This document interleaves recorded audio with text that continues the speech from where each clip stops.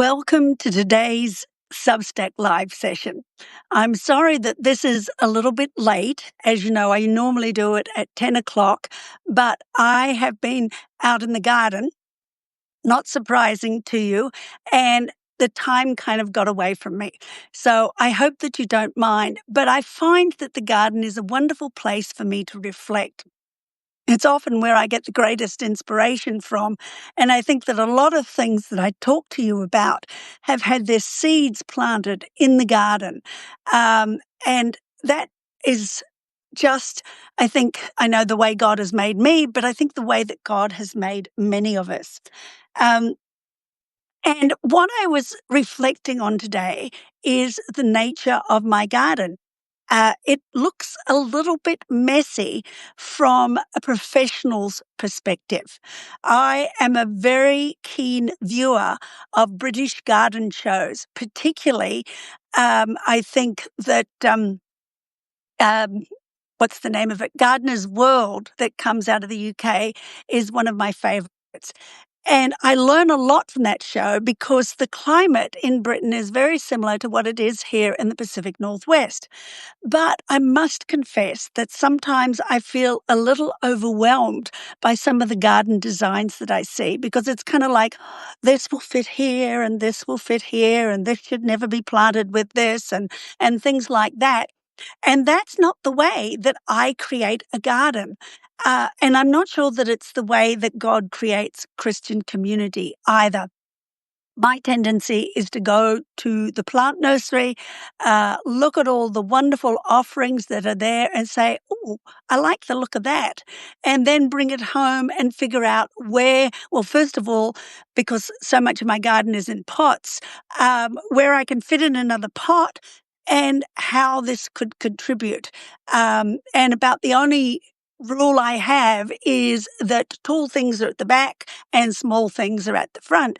But I have a really motley collection of colors, of shapes, of sizes and things like that in my garden.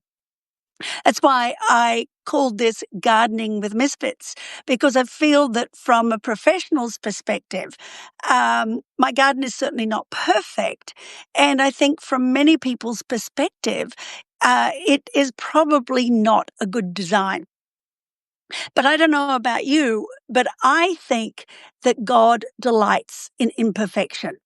And I have my suspicion that God's gardener, and God is definitely the first and probably the most wonderful master gardener in this world.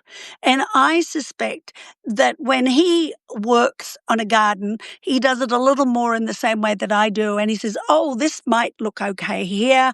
I know this is a misfit, but I think we'll put that in there as well. And you think of the Christian community that we belong to. We want them to be perfect, or at least a lot of people do.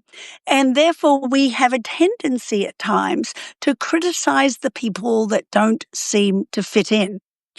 And it's kind of like, oh, that person doesn't fit there. Why did you put them there? That person kind of grates on me. Are they part of what's going on here? And things like that. You know what I mean? Well, it's a little like my garden. These imperfect parts of it are often something that do a special thing to a garden and I think to a community. I look at the colors that God puts together in a garden and I think, we would never put those colors together. Purple and yellow, they look absolutely stunning in a garden, but not quite so stunning in a dress.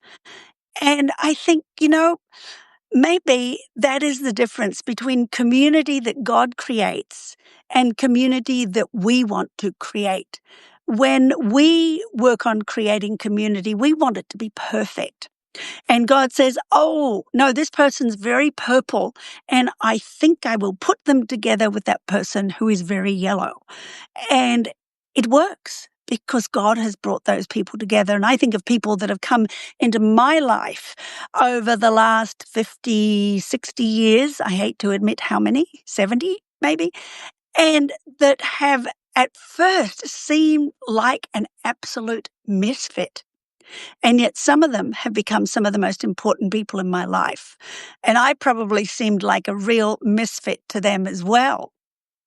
And so think about it. Think about your church. Think about the community that you feel closest to, and say to yourself, who are the misfits that God has brought into my community?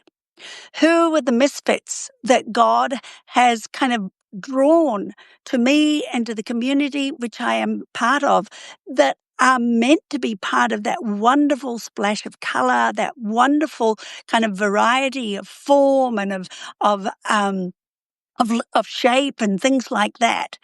Uh, and is God saying something, do you think, to you too, as God seemed to be saying to me as I worked in the garden this morning, about how we welcome misfits, those that are different, those that we think won't fit in, and how can we incorporate them into the communities in which we live and serve?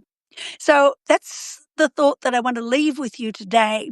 And please, if you have any comments, I would really appreciate it if you would comment on this reel or video or whatever it is that it ends up as. And just help me to understand how you feel about some of these things that I have been sharing with you over the last several of weeks. I enjoy it. I enjoy kind of talking about things that are a little bit outside the box, because I've always been an outside the box person. But if that doesn't resonate with you, I really would appreciate knowing what it is that you would find the best from these Saturday morning, or Saturday morning for me, sessions. Have a wonderful weekend.